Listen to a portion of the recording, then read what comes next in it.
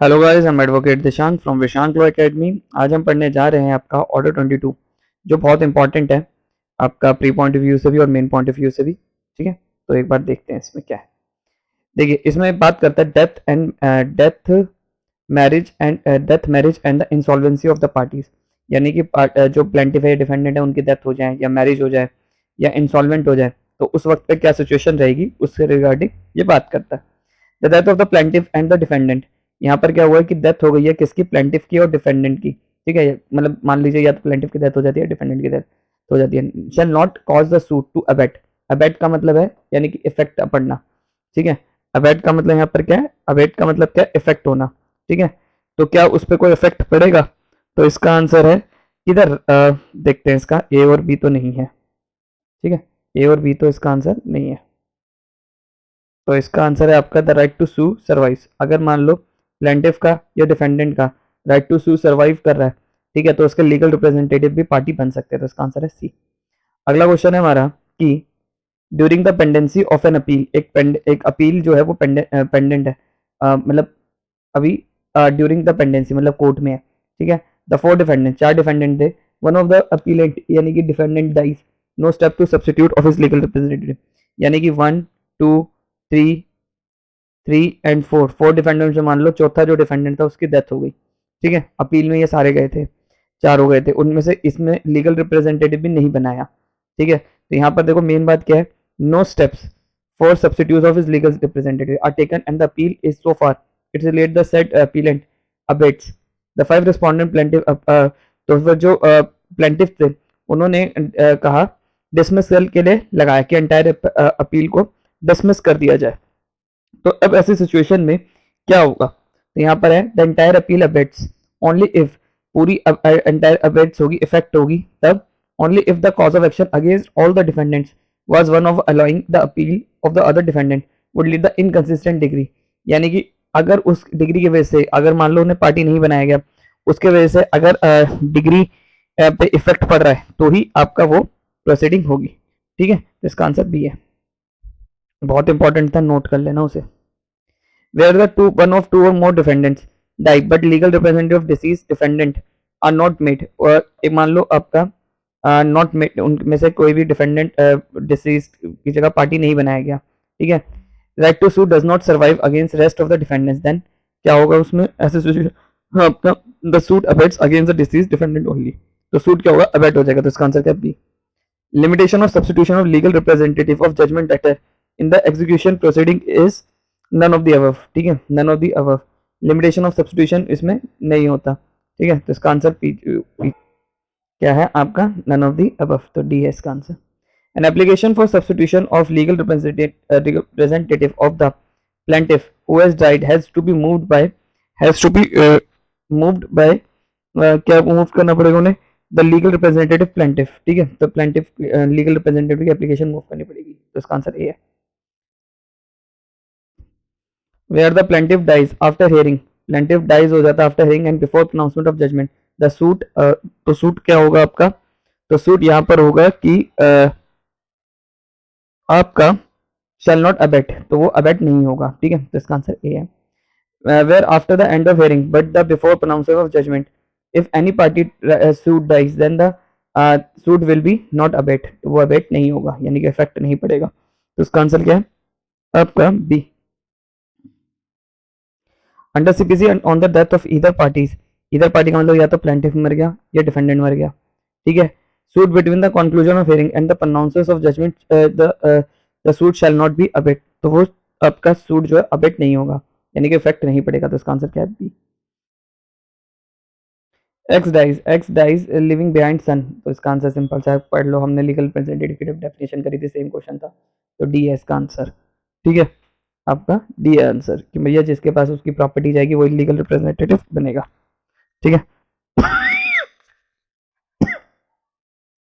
if a right to sue survive, will the suit be abetted by the party's death? तो answer है yes, no, sorry, no है। ठीक है, यहाँ if a right to sue will the suit be abetted by the party's death, no, not no abetted। ठीक है, no, तो इसका आंसर क्या है, B. Where any party dies, अगर कोई पार्टी डाई हो जाए आफ्टर कंक्लूजन बिफोर प्रोनाउंस और जजमेंट, तो क्या होगा आपका तो इसमें होगा the suit shall not abate, तो वो सूट अबेट नहीं होगा, तो बी है इसका answer. Which of the following provision of the code will be application in case of or death of uh, one of the several defendant and sole defendant in the suit? तो कौन सी application लगानी पड़ेगी? आपका order 22 rule 4 की application. तो इसका answer क्या है? D. Point out the correct answer, correct answer पे हमें पॉइंट आउट करना है, तो यही है शैल नॉट अबेट। ठीक है, ये वही है कि शैल नॉट अबेट, एक बार पढ़ लेना, नोट कर लेना। During the period of conclusion hearing the pronouncing of judgment, judgment सुनाने से पहले, if either party dies under order 22 rule 6, तो क्या होगा उसमें आपका the proceeding shall not abate, वो अबेट नहीं होगी, उस पर कोई इफेक्ट नहीं पड़ेगा, irrespective whether the cause of action survive और not, whether cause of action survive हो या ना हो, तो बी है इसका आंसर। इंपॉर्टेंट है, नोट कर लो। ठीक है, no substitution of legal representative of either party to suit who dies between the conclusion of hearing and pronouncement of judgment, तो उसमें ऐसे सिचुएशन में क्या हैज नो कॉन्सिक्वेंसेस, तो कोई कॉन्सिक्वेंसेस नहीं होगा, डी। नोट कर लो। एन अपील अंडर इतना code of civil procedure code shall lie which of the following orders, किस ऑर्डर के तहत?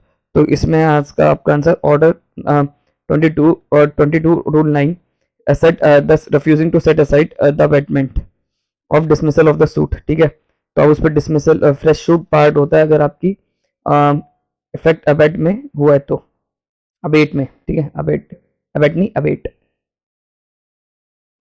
अब देखो इसमें क्या हुआ है, बी अ बैंक, बी एक बैंक है under a scheme for grant of education loan female, grant loan of 2 lakh rupees to A fails to pay repay the loan B files a suit for recovery, B क्या फाइल करता है? Suit for recovery. During the pendency of a suit A is married B, A ने B से शादी कर ली, does not take any step और विद इन प्रेस्क्राइब टाइम, क्योंकि ऑर्डर 22 जो है वो सिर्फ आपका डेथ से रिलेटेड डील नहीं करता, मैरिज से भी डील करता है। यहाँ पर क्या है, जो लेडी है उसकी शादी हो चुकी है, तो अब जो एग्जीक्यूशन फाइल होगी, ठीक है, वो मेडन नेम पे केस पे होगी, तो इसका आंसर है आपका ए, द डिग्री में भी एग्जीक्यूटेड अगेंस्ट ए इन हर मैरिड नेम, जो उसका मैरिड हुआ है। ठीक है, जैसे मान लो पी पी नहीं, ए ए भी नहीं यार, कौन सा नाम, हाँ बी, बी की शादी हो गई, ठीक है, डी से। अब बी की जब शादी हुई डी से, ठीक है, तो वो डी की कास्ट है शर्मा, ठीक है, अब इसकी कास्ट भी क्या हो गई? शर्मा हो गई। ठीक है, तो इसका आंसर क्या है? डी।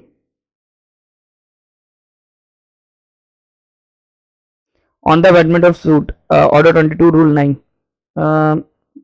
सीपीसी किस फ्रेश सूट को बार्ड करता है कि फ्रेश सूट नहीं ला सकते same of cause of action के सेम कॉज ऑफ एक्शन पे। ठीक है, तो सी इसका answer. A pleader has a duty to inform the court about the death of the parties under 10A। ठीक है, तो डी है इसका answer. In in which of the proceeding rule 348 of CPC order 22 क्या बात करता है आपका?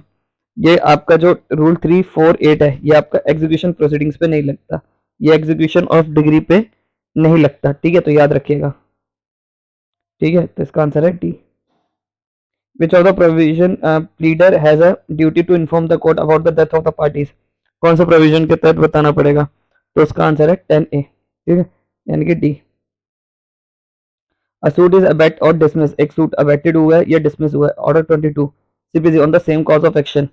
ठीक है, तो क्या होगा? No fresh suit shall be brought, तो कोई फ्रेश सूट आपका बार्ड है। ठीक है, तो इसका आंसर है सी।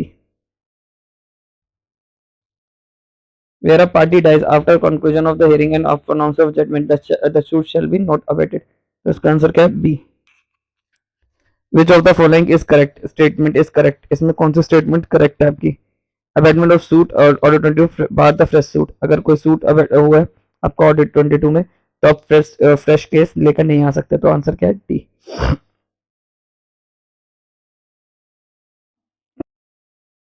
विच of the following statement is correct, इसमें से कौन सी करेक्ट स्टेटमेंट है? तो इसका आंसर देखा जाए, इस बार आप पढ़ लेना, नोट कर लेना इसे, इंपॉर्टेंट है, तो ये सारे ही हैं। ठीक है, ये वाली बात से आपको क्लियर हो जाएगा ऑर्डर 22 दैट से रिलेटेड क्या बात कहना चाह रहा है। ठीक है, तो इसे पढ़ लीजिएगा, नोट डाउन कर लीजिएगा, इसका आंसर डी है। काफी बड़ा है, तो आप खुद पढ़ लीजिए। where a suit abates it dismiss or dismiss under provision of order 22 CPC, then a second suit on the same cause of action, same cause of action पे क्या होगा आपका suit second suit shall not be instituted, second suit नहीं ला सकते, ठीक है, तो सी है इसका answer. the to whom to which of the case provision order 22 rule 3 and 4 do not apply, किस पे नहीं लगता है, एग्जीक्यूशन प्रोसीडिंग्स पे नहीं लगता। अबेटमेंट मींस, अबेटमेंट का मतलब क्या है, अबेटमेंट का मतलब ये है suspension termination of the proceeding, यानी कि केस की प्रोसीडिंग्स इसलिए सस्पेंड कर दी गई है, टर्मिनेट कर दी गई है क्योंकि वो प्रॉपर पार्टी नहीं है। मान लो ये डिफेंडेंट है, ये डिफेंडेंट 1 है, डिफेंडेंट 2 है, अब डिफेंडेंट 2 ही मर गया और इसके लीगल रिप्रेजेंटेटिव नहीं बनाए जा रहे, तो डिग्री पास हो भी जाएगी तो एग्जीक्यूट नहीं हो पाएगी, तो क्या हो जाएगी, अबेटमेंट हो जाएगी, अबेटमेंट हो जाएगी सूट की, ठीक है। तो ये बहुत इंपॉर्टेंट है, पढ़ लो यार। For filing or application order set aside abatement, the period of limitation from the date of abatement is इसका आंसर है 60 डेज, 60 डेज का आंसर है, ठीक है। आई होप आपको मेरी वीडियो पसंद आई तो चैनल को सब्सक्राइब कर दो।